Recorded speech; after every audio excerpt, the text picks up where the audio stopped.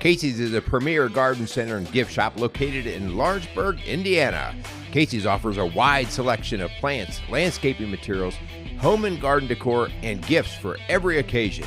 Casey's is committed to providing exceptional service, a unique shopping experience, and value to every customer. Stop in and see what makes Casey's so unique. Located at 21481 State Line Road, Lawrenceburg, Indiana, or call 812-537-3800.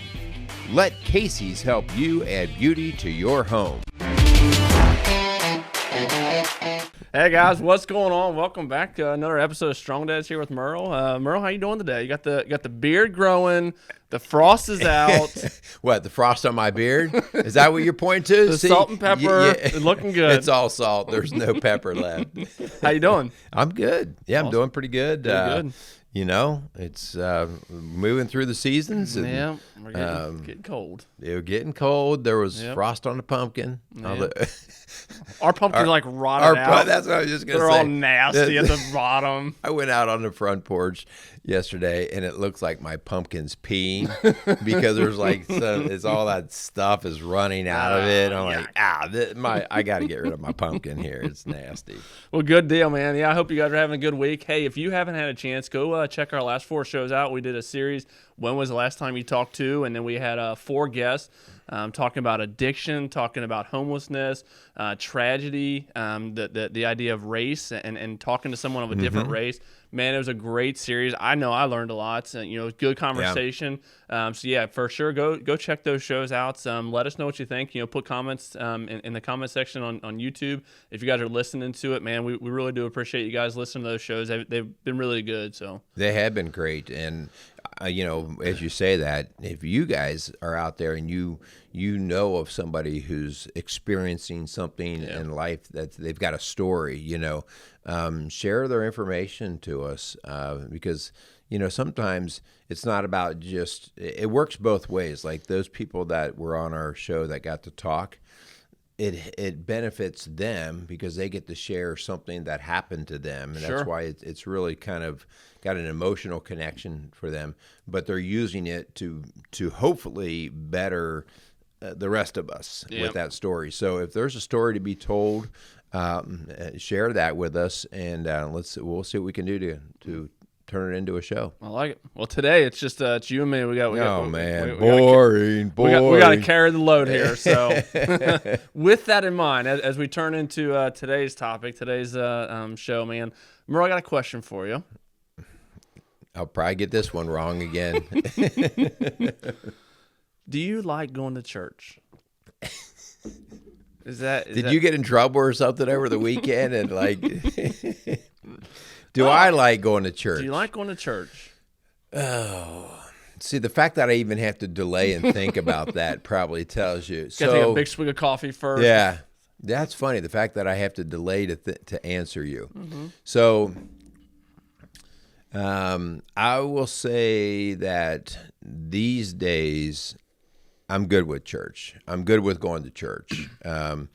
I actually, like if Linda's traveling or something and she's going to be gone for a weekend, I will still get up and go to church. I'll make sure the kids get up. So there's part obligation there, like I need to do this. But I also, I think there's a lot of benefit there for me. Mm-hmm. So but I'm also 58 years old and I'm at a different place. I will tell you probably up into really 30s, even early 40s, it was I have to go to church, not I want to go to church. Mm-hmm. And a lot of times I didn't go to church, especially in my 20s and 30s. It was like, oh, you know what, it's a beautiful day. I'm going for a bike ride, or I'm going to go play golf, or I'm going to do a project. That was my next question. I was going to see how much hesitation. I said, do you like mountain biking? I do love mountain biking. See, there's no hesitation there, Merle. Wow. Okay, so you just revealed my less than. Anyways, moving on. Our sponsors for the day. So the fact that you asked me, what about you? Do you like going to church? Well, you see, how come you're hesitating? Wow, I know. We both. Jesus, Well, please forgive us. if you didn't know this by now, guys, you were talking and listening to two sinful, broken men here. Okay?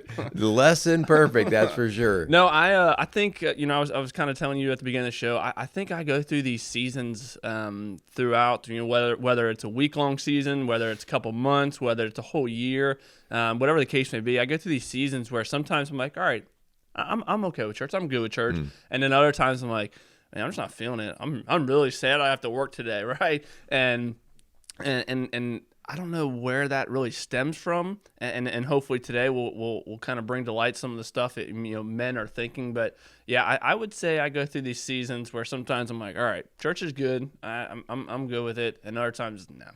So you're pretty much bipolar with church, Yeah, right? Yeah, I as you say that, I'm like, yeah, I get that. Like sometimes I can get fired up and kind of excited. Sometimes I'm like, oh, okay, we have to go to church. Well, and part of the season sometimes maybe it's the series that the church is doing. Maybe I'm like, all right, this series is pretty legit. I want to make sure I'm there. I'm tuned in. And other times this series doesn't really fit with what I like, or with the season in my personal life. I'm just like, I'm just gonna check out, and church isn't really. And when I'm in that darker season is what I'll call that darker season, I nitpick everything. Yeah. Like, man, that music just wasn't with it today. Yeah. Or did you see so and so? I mean, like, really, is that guy really got to do that at They're church? gonna let their kids just talk the whole daggone time. Good night. Exactly. So when I'm in the dark, I'm really looking for anything and everything as a reason for why I should stay in the dark. And when I'm like fired up, you got something good is going on or whatever. Yeah. Like you don't see any of that. That person's still there. That person's still annoying, but you don't seem to see it. So I think the problem really lies within my head and not outside of my head. I'm sure we'll get into that a little bit Oh, more. so here's why we're going to go through this topic today. So we've kind of titled this, I really don't like church is the title. And we want to be careful here because we might get a lot of guys out there that say, yeah, I'm right with you. Yep. But there's some really crazy statistics out there that make it should grab every one of us men. And let's hit some of these statistics, and then we'll go through. We'll thank our sponsors and stuff, and then we'll start to unpack some of this. All right. Okay, I like it. So this was some research by the Lifeway Group, and listen to this. Besides Christmas and Easter, the most well-attended church service is Mother's Day. Wow. Okay. So behind the Creasters, then there's behind the Creasters, the next most attended. Wow. All right. Guess what day is one of the poorest attended? Well, I know this from personal experience. Father's Day. Father's Day. Wow. Father's Day. Now, I mean, that is to me like that made me go. I kind of like went, oh yeah, I get it. But then I was like, oh wow, that really reveals quite a bit about like. So when we ask Mom on Mother's Day, hey Mom, what do you want to do? Hey, can we go to church together and maybe then we'll have lunch, whatever, blah blah blah. And when you ask Dad, hey Dad, it's Father's Day coming up. What do you want to do? I want to go fishing. I want to go play golf. I want to go, and church is not even there. Yep. Right? So it kind of reveals I'm guilty of that one. Well, it reveals a little bit like we need to ask the why, right? But before we get into the why, let's boil this down. Strong dads exist because we think us men have purpose in raising our kids and the next generation. It goes beyond our thinking because we can back it up with heavy-duty facts and statistics about what men do to play into the quality of the next generation, all right? And so when we look at this, like when so goes, or where the man goes, so goes the family, so goes the culture. If the man drifts, the culture will drift, right? And so there's all kinds of statistics to back that up. Here's a couple of them, just as a reminder. We've read these kinds of things before. Let's see. If a father does not go to church, even if his wife does, only one child in 50 will become a regular worshiper. Wow. If a father does go regularly, regardless of what the mother does, between 2/3 and 3/4 of their children will attend church as adults. If a father attends church irregularly, between a half and 2/3 of their kids will attend church with some regularity. Okay. If a mother does not go to church, but a father does, a minimum of 2/3 of the children will end up attending church. And in contrast, if the father does not go to church, but the mother does, on average, 2/3 of the children will not attend. So basically just said that same thing. The idea that 2/3 of the population will be under heavy influence by what the father does. And, if we believe that there is that we are guided and driven and purposed by God, then we're dropping the ball when we don't have a connection to God. And let's be really clear here. We're not saying that church is God. Yep. We're not saying that at all. And that's what men will go to right away. Like, yeah, I believe in God, but like I don't fit in church, or I don't like to go to church. So, but let's be careful, because church is a large vehicle to show our kids God, to give him the lessons of, to teach, to show his way. So it's a huge vehicle, and if we dismiss that vehicle, that tool, we lose a great opportunity to teach our kids. Yep. But also, I think it's important to make the note that, even with these statistics, talking about the importance of the dad being, involved in the faith walk for our kids, I also think it's important to know we can't dismiss the mom, right? We talk all the time about the roles that both the dad and the mom play in the lives of our kids, and this is no different.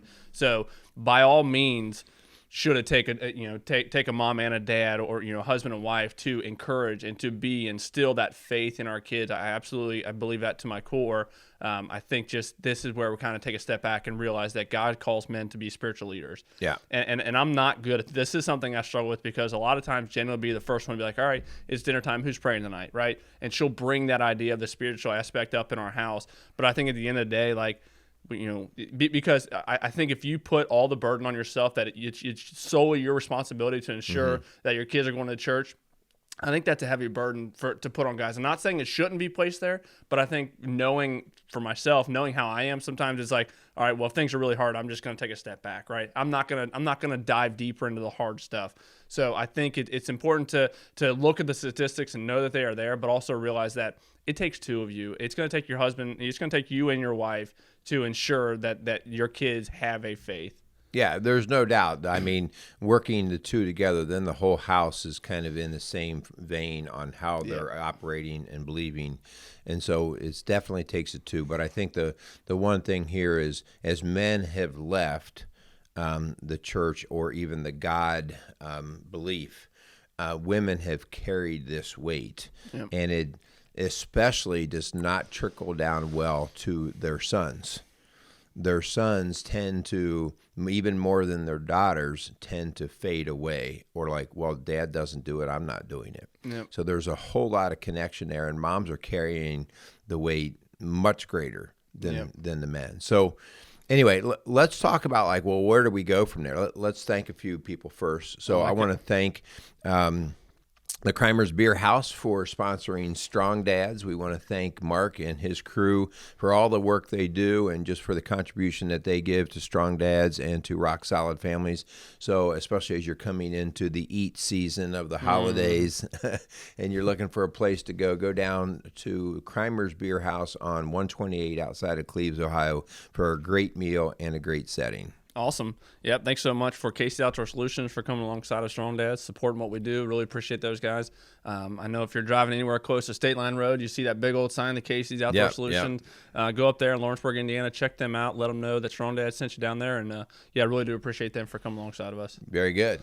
All right. So let's talk first. Like, we just talked about why it's so important that men are at the forefront of leading their families. I mean, if we're going to talk about generational impact and helping our families and our kids and stuff. So we know that that's all of the statistics bear out that men need to be leading that charge. But the question has to go, well, why don't they want to do this? All right. So let's just kind of reveal this and put a spotlight on what my excuses have been, whether they're real or not. It doesn't matter. My behavior reflects what I actually believe. Okay. Yep. So what are some different reasons that you hear and see, guys, as to why they don't attend? Well, I'm going to speak from all experience here, because this is something I feel a lot. Walking into a church, whether that ranges from when I was younger, almost being, my parents say, we're going to church, or now as an adult, like, I honestly feel, sometimes I just feel out of place. I just feel like I don't belong here, right? I've heard there's a cloud over your head as you walk in. I've heard guys say, like the church will burn down if I walk in, right? Yeah. And I think that is again, whether that's a self-induced thought that you have, that you place on yourself, like, I just don't belong here, or if that's actually something that you see evidence of. I think either way, I think it is true. I think guys just sometimes feel like they're just not, like, and for me, sometimes I feel like that has been the case in my life, because I feel like sometimes church is very rigid. There's like this like, almost, you have to step here and you have to do this. And for me, and I think most men, call me whatever, you've called me a Mustang before, before, right? I think sometimes church it just doesn't jive very well. And I think it all goes back to that, just not feeling, you're just kind of like in a you're outside of your little bubble, right? And I think most guys, like, we talk all the time about that comfort and seeking that comfort. And as bad as that is sometimes, to always be in that comfortable place, I think it is very true when it comes to conversation of the church. Yeah. So I think those are great points. I think that idea that, we don't feel worthy to walk in, and we feel like it's going to fall apart when we're in there. Let's back up for a second. We are generalizing. There are a lot of guys who totally fit in at church, sure, and feel comfortable there. So if you're hearing some of this and you're going like, no, I'm totally comfortable walking in church. Okay. Listen, that we applaud that. That's awesome. But there's at least 50%, if not greater, that don't feel like you do. Yep. Okay. And so, and that is, listen, when you want to grow something, you don't go after the people who already get it. You have to go after the people who are kind of in the middle. You don't even go to the people who reject church completely. That's not who you're going after. You're going after those tweeners, right? Those people who are like, well, I believe in God, but because they have a willingness to at least try to figure this out. And so that's the crowd really that we're speaking to, like the guy, just like you and I, like, I don't know if I always fit in. But here's a big problem. I had this as a challenge when I was a kid. Church does three things that I don't do well, and it makes up what they do. Yep. They make me sing. Have you heard me sing? I have not. They make me sing, right? Now, I sing in order to torture my kids in the house. That's one reason why I sing, but I'm not very good at singing. Now, there are guys who are great at singing, and again, I applaud that, but it's not something that I'm very good at. They make me sit. When I sit, I sleep. Those are interchangeable words. Oh, that's not the third thing you do at church, is sleep? No, the next one's even harder. So sitting is difficult, right? Not because I don't like to sit. I do like to sit, but it's my next stage before sleeping, okay? And the third thing they make me do, and I will vouch for most every man I know, they make me listen. Us men are not wired to be great listeners. So there's three things that church is based off of right off the get-go that put me in a position where I'm not ready to win. All right. So I don't mind the singing, but man, I need to sing. Like, I can't be singing, we had Kyle Thompson on here, right, with Undaunted Life. Yeah. And he was like, like, I can't be singing these, like, love songs. Hold me, baby. He's like, I got to have something like, we're going to the battle kind of thing. We need to do a battle march kind of thing. And the idea of sitting, like he was really good. Kyle was talking about the idea that if you have a men's ministry that is surrounded by a men's breakfast, an occasional thing, men kind of come in, they sit around and they go, okay, it was kind of fun. Like, it was good to see those guys, but we didn't do anything. We have to be doing. If we're not doing, we're on the verge of sleeping. Yep. That's kind of our wiring, Yep. right? And the other part is that listening. Men are not always very good at being coached unless they see the purpose in it. Sure. Right? Like, you're not going to tell me what to do unless I ask you what to do. I don't take advice. I have a name for those people who walk around giving advice all the time. Unsolicited advice givers, usagers. Those are unsolicited advice givers. So people walk around all the time and give you advice. Like, we're giving advice right now on this show, but if you don't like it, turn it off, right? Turn it off. And if I'm in a position where I can't turn it off, it just annoys me. So if somebody keeps telling me how I should do something, what I should be doing, if I'm not ready to buy it, it's a total turnoff. Yep. Right? Well, I mean, when you talk about those three things, the singing, the sitting, and the listen, I was just thinking, like, those are all three actions of someone who has to submit to something. Like, the idea, like, when it comes to worship, like, you are submitting that God is bigger than you. When it talks about sitting, I mean, that is a natural stance of someone who is not the alpha dog, right? And then the idea of actually shutting up your trap hole, right? And actually listening to someone else talk, which, again, just like you were saying, I think most guys struggle with that. Yeah. And those three actions, I think it is, like, church almost requires those three things out of you. And that's maybe why it is hard for guys to jump into church and to be all in the church. Again, not that's a very generalized statement, because there are guys who are in the church, which is great. Like, I think just the idea that those three things are difficult for men to buy into, to submit to, that these three things I need to do in order to, be filled up, have my spiritual cup filled up, right? Those are three things we essentially have to do when we go to church. Yeah. Now, with all that being said, those are the three things that church asked me to do. When you get a man who sees a purpose in something, when he's like, if he really wants to do something, like if I want to learn how to paint a car or build a house or to do a project, I am all about getting all the information I can, because now I see the purpose in it. And so, I mean, like Linda teases me, like, whenever something's on my mind of what I want to do, I'm YouTubing it. I am I'm seeking. And when we seek, I will sit and listen to everybody who can speak to that, because now I see purpose and value in it. So the breakdown is, do I see purpose and value in church? Do I see purpose and value in God? And so when I am lukewarm, I have lost my direction on that. And because I can endure, like when I'm hungry, I can endure sitting or being talked to, right? That's true. So it really comes down to so much like, ooh, have I even understood the purpose, why I should be seeking God? And if I haven't, then the sitting and the doing these other things, they just are turn-offs. Yep. Well, it was just making me think. So I last week we with Duran, we were talking. You talked about you and Linda went to the ballet, and obviously it wasn't a whole lot of fun for you. But then you started to like. There was no purpose in that.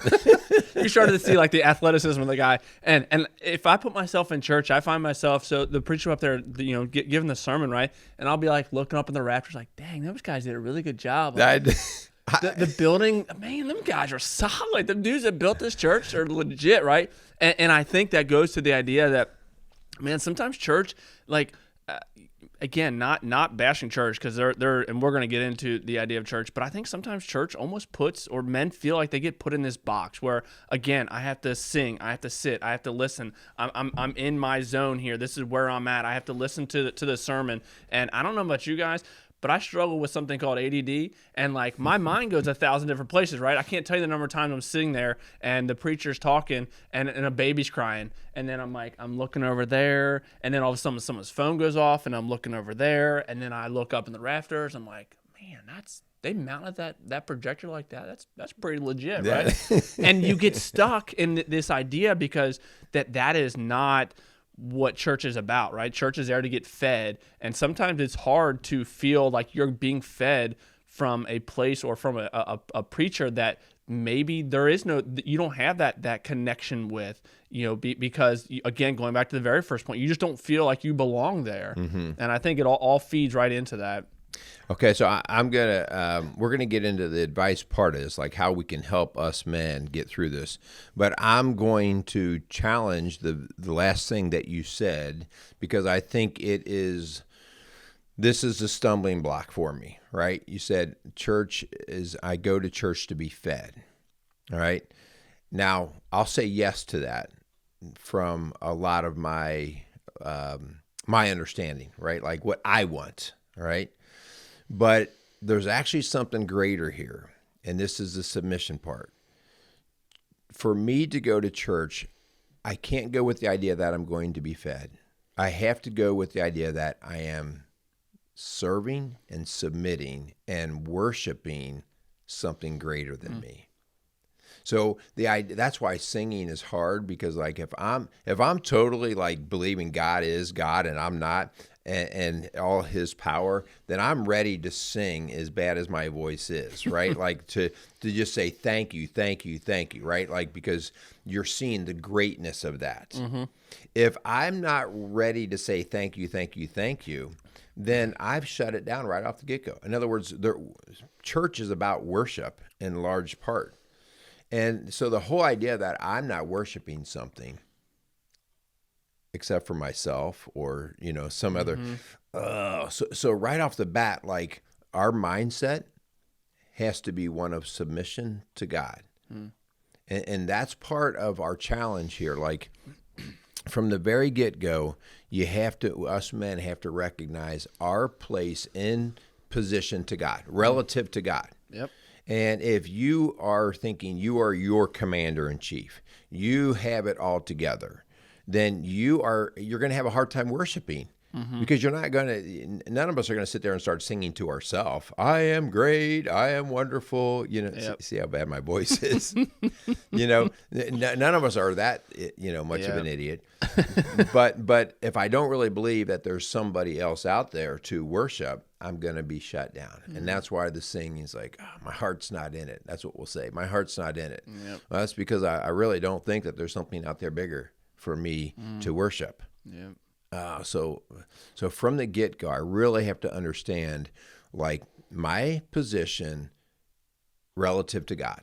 And if I think that I'm somewhere equal to God, I will have a hard time worshiping. It'll be phony. Yeah. Right? Because right away I'm like singing to something I don't really, listen, I'm the one in charge of my life. Yeah. So a mindset. I think you and I were talking before, man, there's so much of a mindset here. Yep. So yeah, and that mindset that, as we continue to look at the some takeaways we want our listeners and ourselves to walk away from, man, if you're in that place where you just don't like church, right? Church is just, you're not. There's some of the stuff we're talking about why men feel out of place at church, man. If some of those things are you, like, man, I think it is a mindset. I think one of two things need to change. I think you need to change your mindset, or you need to change your church, because every church can't be everything to everybody. And so if you are going to a church that you don't have that connection, again, that might just be a mindset where you need to change your mindset. But if you are in a place where the church isn't providing what you think or what you actually need, again, maybe again it might just be a mindset, it might just be you. But there are some churches where you just don't jive well, right? And so if that is you, man, go find other churches. There are hundreds of them out there, right? And I'm not saying you should go church shopping and continue to just look. I mean, at some point there has to be because again, if every church you see is not providing what you want, maybe it's time to look in the mirror. Maybe it's you. You're the one that needs to start to change. But I think it's a change in mindset or a change in church. Yeah, I mean, I think that's perfect. And, we talked about that a little bit with Duran last week about cultural changes. There are certain cultural things that I just don't get. So we talked about celebrate diversity. It's like, well, there's certain things like, I've joked with Linda because our church went through a breakup many years ago about whether we were going to go to contemporary music or stay in the old hymns. And all of the people who were into the contemporary were like, I can't believe these people won't change. I can't believe, and they were bashing primarily a lot of the older folks, right, that didn't quite get it. And I looked at Linda and I'm like, okay, so just to get some understanding, what would you do if the church said, we're going to start playing nothing but hip hop worship music? I'd be out the door, right? Like, because that would become my roadblock. Yep. And so it's like, so we kind of have to know, listen, there are different ways to worship. You do have to find one that fits in with how you are geared. If it becomes such an obstacle that you have a hard time, then, like you said, look for someplace else. There's another place offering something, so seek something else out. Yep. I like it. This next one that you had put down, Merle, I think is really, really good. Man, we have to find a church that men can be men, that you can be yourself. And again, that might go to the idea that if you're in a church where you don't feel that that's the case, I think the churches, maybe, again, very generalized statement here, but churches need to do a better job of going after men. And that's not saying it's on the churches to change our mindset. Like, you still have to take ownership for yourself. Absolutely, yeah. But I think there is something there.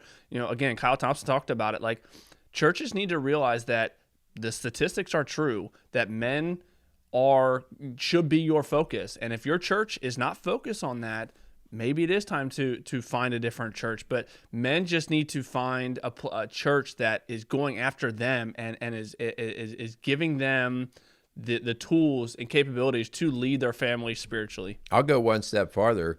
Churches need to go chase men for women's sake. Yeah. Right? Because we know that where the man goes, it also helps the woman, right? It helps her because now he's starting to understand how he can be a better protector, provider, and a man of security for that family. And there's no woman that doesn't like that. Like, she wants her nest to feel really solid. And so by attracting the male and bringing him in and helping teach him the ways of Christ, everybody wins. Yep. Everybody wins. What happens is churches often go for the low-hanging fruit. Women naturally want to go, so let's do a lot of women's stuff because, they're coming anyway. So we feel really successful when we just attract and have more women opportunities and programming. And so the women are happy, but we haven't done anything to secure the home with greater strength through the male. And so, but if we go after the men will create a stronger nest environment. But I don't want to fall into the typical millennial here and say it's someone else's fault, right? It's someone else's fault that. But so I think there is something there when it comes to the idea of the church. But it's on you. It is 100% on you, because if you are to lead your family, part of leading your family is going to church. That's part of that. So it is 100% on you to find that church. So don't just sit back and say, well, my church doesn't challenge me, doesn't speak the language of a man, so I'm just going to go play golf instead, right? Which I've fallen into that before. I'm like, well, it's just easier to go play golf than it is to go to church sometimes, right? So it is 100% on us as men, collectively as men, because we talk all the time, the generational effects. Like, the buck stops with you. So, man, that is so true. The idea that, I can connect this idea of, honey, I'll go to any church you want. Find a church, I'll go with you, whatever. And that's now me putting the duty on my wife. You know what? If you like a certain church, you just tell me, I'll show up, I'll be there. Versus me going, I really want to seek out a church that works for our family. Me guiding that, because now that shows my wife and my family this is that important to us, and this is how that statistic that we talked about before. Over 2/3 of the kids who go to church with their dad will continue to go to church. Will continue to have an understanding. And remember, this is a constant process of growing. So I want my kids there when they're in first grade, but all the way through 12th grade and beyond, because their brain will keep processing and learning. Oh, so this is why, all these eureka moments, like, oh, so this is how. And it builds a stronger understanding of their relationship with God. So, this is why you nailed it when you said, this is not the church's fault. This is, churches just cater to what works. All right. And us men need to start figuring out, like, well, we're going to go after, something. We're gonna be more attractive for a church to attract us. Yeah. Okay. So yeah, we have a lot of work to do here, but man, it comes down to the idea of understanding why we're needed, why this is necessary. If you're going to have any impact at all in your family, your marriage, and your community, it has to first start with you basically submitting to God. Yep. As we get ready to close out this show, one of the things, and I'm talking to myself here, like, man, if you're at a church, if you're not feeling engaged, you're totally feeling out of place, man. When's the last time you got involved in that church? Right. Because my wife serves, she serves at church, and I do not, and I use my work schedule as an excuse for that. But like, if you're falling into the place where you're just not feeling connected to a church, man, what are you doing to change that? Mm-hmm. Like, are you involved in the church? Are you doing small groups? What are you doing to? Because I know that the church I go to is a massive church, and so you hear all the time like, oh, well, I just don't feel connected. I don't feel like Well, what are you doing to fix that? Find a small group. Find other guys that are at your church that you can connect with in a real and authentic way. Like, find that small group. Find a service that you can do at your church, because I promise you, your church needs men, right? Right, like yeah, that's for sure. I mean, every church needs somebody right now. They're always hiring. So find that if you're stuck in a rut, if you're stuck in a season where church just isn't doing it for you, you're just not really feeling it. Man, change your mindset. Get involved. Find something that can fulfill you and make church what you want it to be. Yeah, I think it's perfect. And the idea that if you don't see what you want there, something that fits your skill set or your desire, go in and create it. Like we've seen guys at our church, they're not into the whole church thing, but they love to fix cars. Mm-hmm. So now they've got an entire ministry where on Saturdays they go and they bring in any dude who wants to work on cars. And again, they do it in a way that is honoring God. Yep. And then all of a sudden the mentoringship and the fellowship that goes on while I'm screwing lug nuts on this vehicle here, I'm also connecting to a guy who's helping, or I'm helping get to a different level. So and that ministry, that's multiple churches working together, which is cool, because then it's the big C church, right? It's not just a local church. It's multiple churches working together. I mean, it's a ripple effect. Yeah. All right, so we're going to wrap it up. And so the bottom line challenge is this. If you're the guy that says, I believe in God, but I don't like that whole church thing, we get that. We understand that, all right? Yep. That's what our whole show was just about. But that's not where we can let it hang, because we have a greater obligation to our family and to our culture and community than what we want or feel in the moment. And so we're going to challenge you not to just go to any church so that you can just fill a pew. We're going to challenge you to be part of building the community or the church in a way that you can add to it. You've seen value in it. And so this week, as you think about where you are with this, the bottom line, as you said, Kyle, is you have a responsibility here.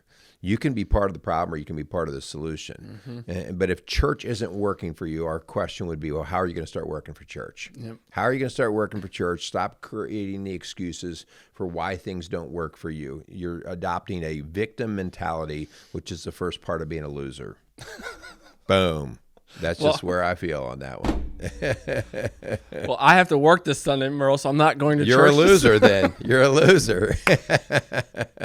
Man, that's hurtful words. I was telling you how good your beer was looking this morning. Anyways, we really do appreciate you guys. We got a lot of really good shows out there. I think. Can I stop you? Yeah. Church is not about attending something on a Sunday morning at a certain time, because you just talked about the idea that I have to go to work. I get that. All right. And so we have put church in a box. Church is way bigger than that. Man, right? Yep. It's way bigger than that. So let's not isolate it to the 10 o'clock on Sunday. And if I can't make that, it's way bigger. It's about our service. It's about our obligation and understanding of our connection to God. Yep. And so, just because you're going to go to work on Sunday, okay, that's fine. That's great. But that doesn't mean you can't do church. That's right? true. Good. Yeah, because then it just becomes a box you check. It just, right. I went, man. Yeah. You got this. This week you'll do church. I don't know if it's going to be in a building, but you're going to do church. Smart guy, Merle. Oh, smart smeller. Anyways, we really do appreciate you guys. Share the heck out of our shows. I think for sure our last series we had, in the great words of Merle, has a long shelf life. I think Yeah. you can listen to those shows in 5 years, 10 years down the road. I think they're still going to be applicable to what's going on. I hope in 10 years the idea of strong dads is something that is not needed, because all men are actually just being strong dads, and that's the norm instead of the minority. But man, I hope you guys are having a good week. I hope you guys enjoy what Merle and I come on here and we talk about. If you have any suggestions on shows, reach out.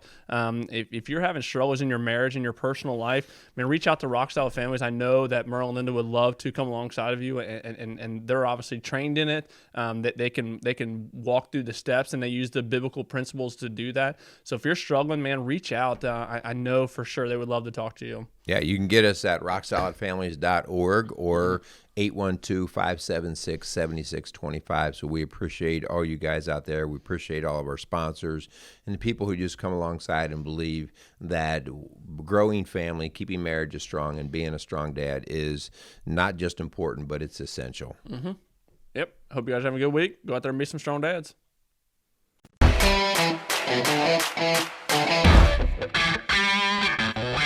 Hey, this is Kyle Crawford from Strong Dads. Strong Dads podcast would love to thank the Crimers Beer House for coming alongside of us. The Crimers Beer House was started in 1982 by the Crimer family, and since that time, they have definitely become a Cincinnati favorite. So if you're looking for an incredible meal in an incredible setting, definitely go down to Route 128 and check out the Crimers Beer House.